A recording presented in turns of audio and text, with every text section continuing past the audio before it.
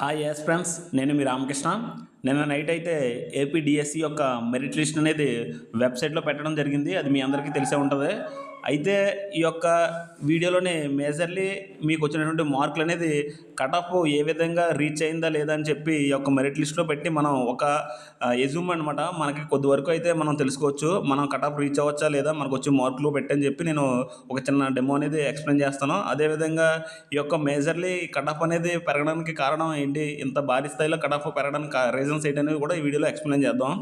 ముందుగా మనం చూసుకున్నట్లయితే ఈ కట్ ఆఫ్ అనేది ఎందుకు ఇంత ముందు ఎప్పుడు నోటిఫికేషన్లో లేనటువంటి విధంగా ఈ కట్ ఆఫ్ మార్క్స్ అనేవి పెరగడానికి అవకాశం ఉందని చెప్పి మనకైతే చాలా వరకు యాస్పిరెంట్స్ అయితే చెప్పడం జరుగుతుంది. సో అది దేనివల్ల అనేది మనం ఒకసారి డిస్కస్ చేసినట్లయితే మేజర్లీ హెచ్జిటి చూసుకున్నట్లయితే ఈ యొక్క ఏపీ డిఎస్సి యొక్క హెచ్జిటి కట్ ఆఫ్ అనేది అన్నీ దానికన్నా ఈ యొక్క ఏపీ డిఎస్సి హెచ్జిటి పోస్టులకి కట్ ఆఫ్ అనేది భారీ స్థాయిలో ఉండడానికి అవకాశం ఉంది. మనం చూసుకోవచ్చు గత నోటిఫికేషన్, ఆ నోటిఫికేషన్లోనే ఒక 80 మార్కులు పైసలకు వచ్చినట్లయితే వాళ్ళు స్టేట్ టాప్ 10లో కానీ లేదా టాప్ 50లో కానీ లేదా డిస్టిక్ టాపర్లుగా కానీ ఉండడం చూసుకోవచ్చు.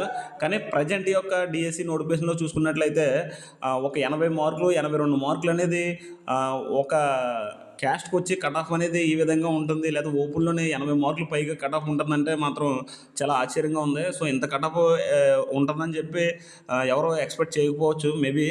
ఎందుకంటే మేజర్లీ కట్ ఆఫ్ ఇంత పెరగడానికి రీజన్స్ చూసుకున్నట్లయితే మోస్ట్లీ చాలా షిఫ్ట్లోనే మార్క్స్ అనేవి నార్మలైజేషన్ స్కోర్ అనేది పెరగడం జరిగింది. సుమారు కొన్ని షిఫ్ట్లోనే అయితే ఒక 4 మార్కులు పైసలకి అయితే నార్మలైజేషన్ స్కోర్ పెరగడానికి మేజర్లీ రీజన్స్.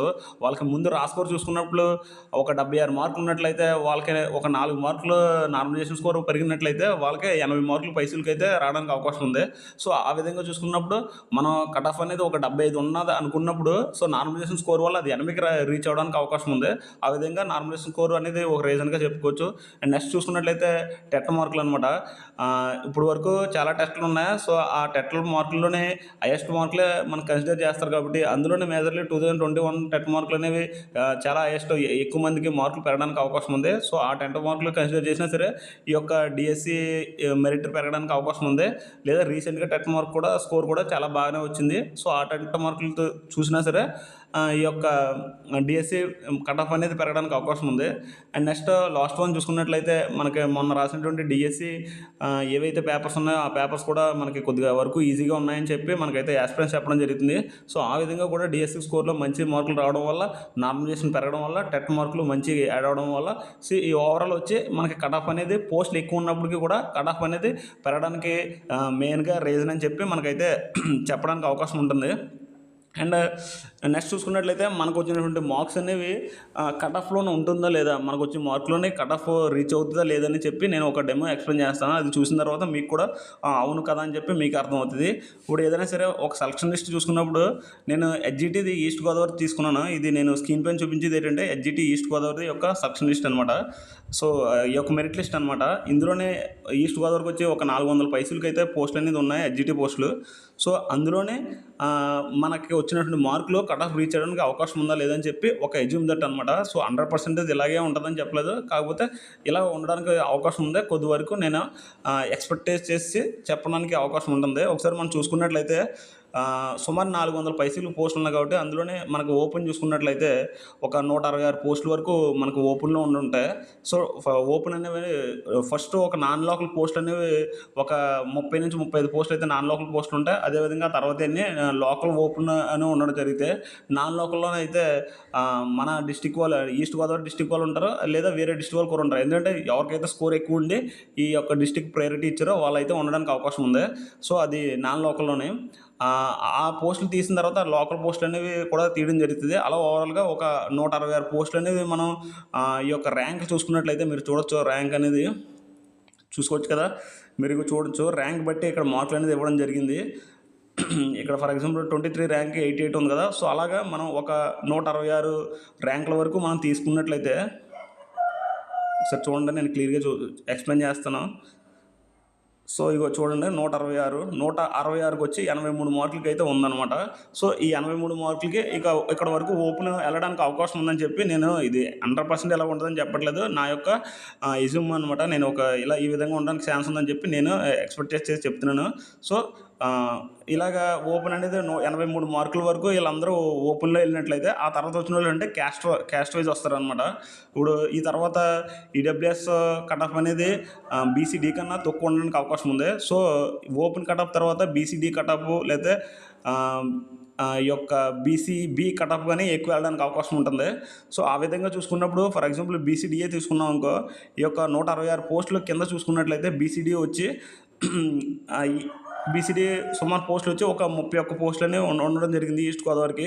సో, అందులోనే మన ఇక్కడ బీసీడీ ఎవరున్నారో ఈ తర్వాత నుంచి మనం చూసుకున్నట్లయితే వాళ్ళకి జాబ్ రావడానికి అవకాశం ఉంటుంది. సో, జస్ట్ ఇది మీరు దీన్నే 100% షూరిటీగా తీసుకోవసరం లేదు. సో, జస్ట్ ఒక ఎగ్జాంపుల్‌గా చెప్తున్నాను అంతే నేను. ఫర్ ఎగ్జాంపుల్ 166 దాన్ని చూడండి, ఇక్కడ బీసీడీ ఉంది. ఇక్కడ 167 బీసీడీ ఫీమేల్ అనమాట పోస్ట్ వస్తది.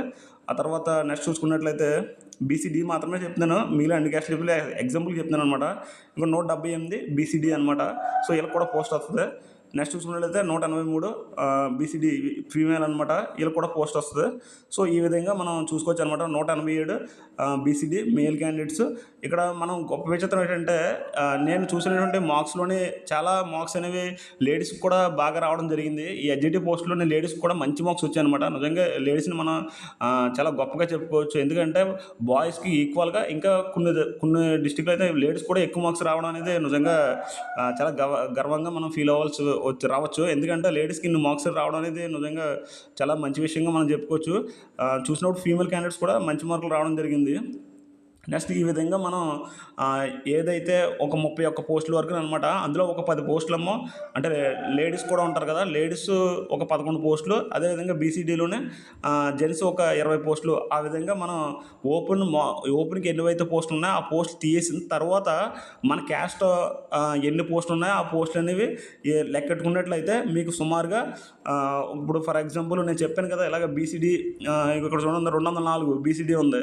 సో, బీసీడీ ఇప్పటికొచ్చి ఓపెన్ పోస్ట్ తీసి కాంచి బీసీడీ వచ్చి ఇది ఫిఫ్త్ అనమాట. సో, అలాగే మనం 31 వరకు లెక్కేసుకుని వెళ్ళినట్లయితే సుమారు ఎంత వరకు వస్తుందంటే, సుమారు మనకి 31 పోస్టులకి చూసుకున్నట్లయితే సుమారుగా